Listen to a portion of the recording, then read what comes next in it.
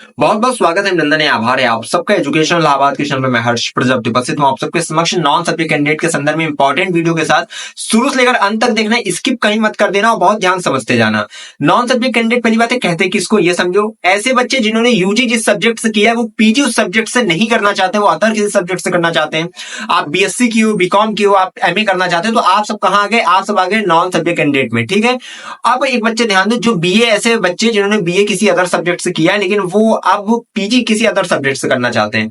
मान लो graduation final year में जो दो सब्जेक्ट आपका रहता है उससे आप नहीं करना चाहते हो, पीजी आप किसी अदर सब्जेक्ट करोगे, तो आप लोग नॉन सब्जेक्ट कैंडिडेट में आ गए। पहले आप लोग एलिजिबिलिटी देख लेना, अर्थात आप लोग को इस समय स्क्रीन दिख रही होगी, स्क्रीन पे एक पेज दिख रहा होगा, उसमें लिखा है provision of non subject candidate, जिसमें यस लिखा हुआ है, आप उसी विषय में नॉन सब्जेक्ट कैंडिडेट के रूप में एडमिशन ले सकते हो। जिसमें नो लिखा है आप उसमें नहीं ले सकते हो। तो पहले ये लिस्ट देख लेना, ठीक है, जिससे भी आपको समझ में आ जाए कि किस किस विषय में आप जो है नॉन सब्जेक्ट कैंडिडेट के रूप में अपना एडमिशन ले सकते हो। जिसमें नो है उसमें नहीं ले सकते। अब ध्यान से सुनो, अब आपको फॉर्म भरते समय ध्यान में रखना है कि आपको कैसे फॉर्म फिल करना है। एंट्रेंस के समय ध्यान देना कैसे एंट्रेंस देना है। इसके साथ साथ आपको ये ध्यान देना है कि आपका एडमिशन प्रोसीजर कैसे रहेगा, कट ऑफ कैसे बनेगी, ये आगे मैं दिखा रहा हूं। लेकिन सबसे पहले एक चीज समझ लेना, एप्लीकेशन फॉर्म फिल करना मैंने बता दिया, परसों 32 मिनट की वीडियो मैंने बनाई थी, आई बटन में लिंक आ रहा होगा, उसको जाकर देख लेना। ठीक है, उसमें स्टार्टिंग से बताया कि कैसे रजिस्ट्रेशन करना है, कैसे क्या क्या करना है। अभी इस वीडियो में मैं एग्जैक्ट उस पॉइंट पे बात करूंगा जहां पे नॉन सब्जेक्ट कैंडिडेट की बात होती है। आपको फॉर्म तो पूरा सब्जेक्ट कैंडिडेट की तरफ भरना है, बस हाँ जहां पे विषय सिलेक्शन होता है, एंट्रेंस के लिए आप किस विषय से एंट्रेंस देना चाहते हैं, वहां पे असली खेल होता है। तो वहां से मैं कंटिन्यू कर रहा हूं, बाकी वाली वीडियो देख लोगे तो आपको स्टार्टिंग से लेकर उस पॉइंट तक आने में कोई दिक्कत नहीं होगी। ठीक, बाकी वहां चलो, वहां से समझो। और कोई भी अगर कोई क्वेरी, कोई क्वेश्चन, समस्या, सवाल रहेगा तो आप कमेंट बॉक्स में लिखोगे। थोड़ी देर में लाइव आने वाला हूं, दोपहर में लाइव रहूंगा, तो आप लोग वहां से जुड़ना और मुझसे जितनी सवाल हो सकेंगे पूछना। धीरे धीरे करके मैं सबका रिप्लाई देता हूँ, बहुत ज्यादा मैसेज आते हैं लाइव पे, तो इसलिए थोड़ा वेट किया करिए। ठीक, बाकी चलिए कंटिन्यू करते हैं वीडियो में और वीडियो के एंड में फिर मिलते हैं। अब देखो, जितने भी नॉन सब्जेक्ट कैंडिडेट हैं वो बहुत ध्यान से वीडियो आप देखेंगे। यहीं पे आपका कुल का मिलाकर रहता है काम, जो कि आपको समझ के ध्यान से करना है। देखो, लिखा subject course applied for, subject 1 यहाँ पे देता है, सब्जेक्ट 2 देता है, सब्जेक्ट 3 रहता है। अब नॉन सब्जेक्ट कैंडिडेट को ये भी भरना होता है, ये भी भरना होता है। ठीक है, बहुत ध्यान से देखना, और ये भी भरना होता है। ठीक, तो जो सब्जेक्ट कैंडिडेट है, मतलब नॉन सब्जेक्ट कैंडिडेट है, वो सब्जेक्ट 1 को क्लिक करेंगे। ठीक है, अब इसमें देखो, आपको मान लो कि यहाँ आपने भर दिया एंशिएंट ज्योग्राफी। अब ये क्यों देगा, ये जो आपके ग्रेजुएशन पार्ट 3 में जो सब्जेक्ट रहेंगे वही आपको यहाँ पे दिया जाएगा। ठीक है, उसी में से एक चूज करना है। एंशिएंट ज्योग्राफी था, इसमें से एक दिया जाएगा चूज करने को। मान लो आप एंशिएंट चूज कर लिए। ठीक है, सब्जेक्ट 2 जो ऑप्शनल है, यहाँ पे जब आएंगे तो यहाँ पे आपको पूछा जाएगा कि पूछा क्या जाएगा, वो ज्योग्राफी का ऑप्शन रहेगा, वो ज्योग्राफी आप वहां सेलेक्ट कर दोगे। ठीक ठीक, इस तरह सब्जेक्ट 1 और सब्जेक्ट 2 आप सेलेक्ट कर दोगे। ठीक है, ये देखो यहाँ पे देखो लिखा है ना ज्योग्राफी, क्योंकि ज्योग्राफी आपके 3rd ईयर में थी और एंशिएंट थी। तो यहां से अगर आप देखोगे तो एंशिएंट यहाँ होगी, ज्योग्राफी आपकी यहाँ पे फिल हो गई। अब उसके बाद सब्जेक्ट 3 बना।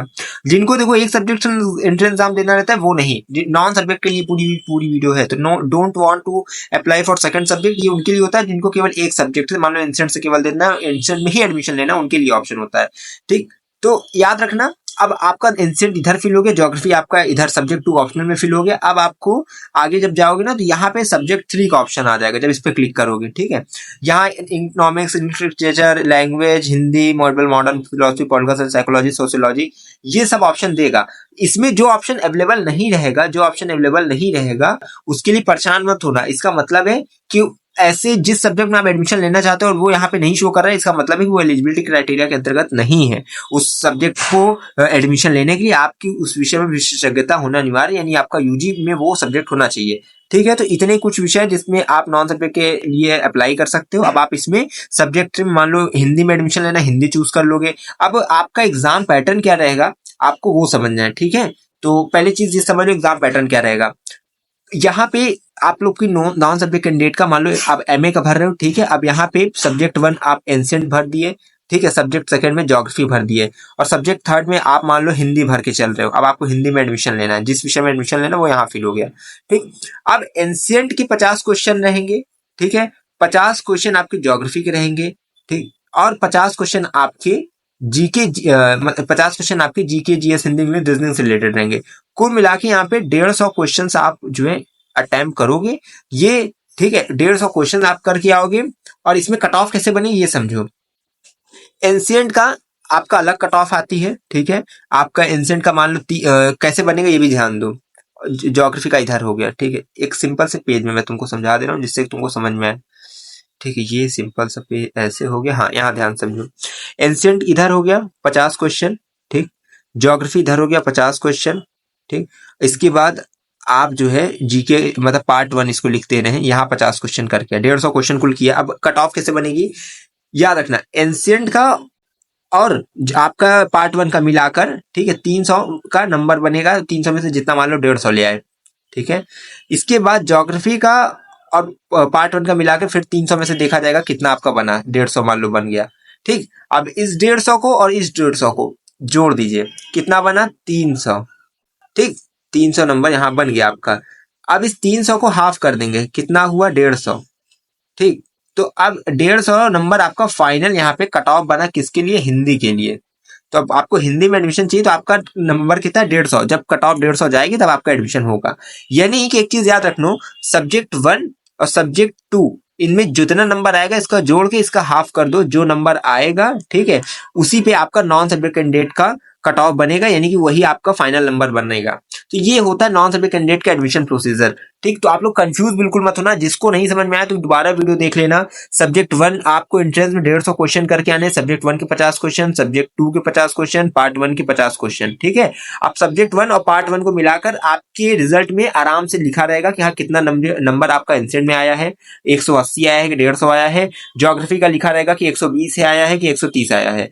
अब एंसेंट का ज्योग्राफी का नंबर जोड़ दो, मान लो 120 इधर आया 180 इधर आया, तो 8 2 10 हो गया, 1 1 2 300, ठीक है। 300 को हाफ कर देना, 2 से मतलब 2 से उसको कर देना, ठीक, विभाजित 150 नंबर आएगा, ये हिंदी के लिए आपका नंबर बन गया फाइनल, ठीक है। तो इस तरह नॉन सब्जेक्ट कैंडिडेट का एडमिशन होता है, ठीक। इनकी कट ऑफ जब आएगी तो आपको सूचित किया जाता है। तो इस तरह आपको एप्लीकेशन फॉर्म भरना है और इस तरह आपको अपना कट ऑफ क्लियर करना है, ठीक। आपकी याद रखिए विषय आपको जो एंट्रेंस में जिस सब्जेक्ट से आपको देना है, ठीक है, मान नॉन सब्जेक्ट कैंडिडेट हिंदी का आपको एडमिशन लेना है, लेकिन आपके जो एंट्रेंस सवाल आएंगे वो किसके आएंगे, एंसेंट के आएंगे, ज्योग्राफी के आएंगे, यानी कि जो पार्ट 1 सब्जेक्ट 1 सब्जेक्ट 2 में आपने फिल किया उसी से आपको एंट्रेंस एग्जाम होगा। उम्मीद करते हैं आपको चीजें समझ में आ गई होगी। तो इस प्रकार से नॉन सब्जेक्ट कैंडिडेट का पूरा प्रोसीजर रहता है। वीडियो अच्छी लगी तो लाइक करना, चैनल से जुड़ना ही जुड़ना पड़ेगा आपको, क्योंकि अगर नहीं जुड़ोगे तो याद रखिए विश्वविद्यालय में आपका जो ये सफर है वो बहुत कहीं ना कहीं आपको परेशान कर सकता है। अगर हम हैं तो आपका हर एक सफर, अगर जैसे हमारे जैसा हम सफर अगर रखे हैं तो आपका सफर बहुत ही आरामदायक हो जाएगा, कहीं परेशान होने की आवश्यकता नहीं पड़ेगी। मैं हमेशा कहता हूँ अगर है इलाहाबाद विश्वविद्यालय प्रवेश किया तो हम पर रखिए विश्वास, हमें विश्वविद्यालय के पास कोई भी खबर विकास पहुंचाते रहेंगे आपके पास। बहुत बहुत धन्यवाद, बहुत बहुत आभार।